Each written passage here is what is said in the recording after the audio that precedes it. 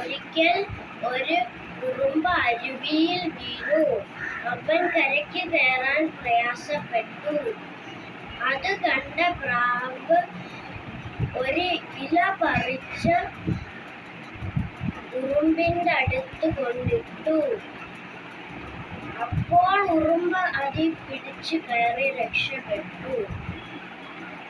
മറ്റൊരു ദിവസം അതേ മരക്കൊമ്പിൽ ഇരുന്ന് പ്രാവ് ഉറങ്ങുകയായിരുന്നു.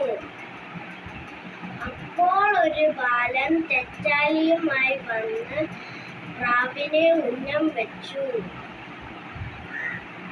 അത് കണ്ട് ഉറുമ്പ് പതുങ്ങി വന്ന് ബാലന്റെ കാലിൽ ഒരു കടി കൊടുത്തു. അപ്പോൾ വേദന കൊണ്ട് പൊളഞ്ഞ ബാലൻ അയ്യോന്ന് കരഞ്ഞുപോയി. കരച്ചില് കേട്ട് ഞെട്ടി എഴുന്നേറ്റ പ്രാവ് പറന്നുപോയി.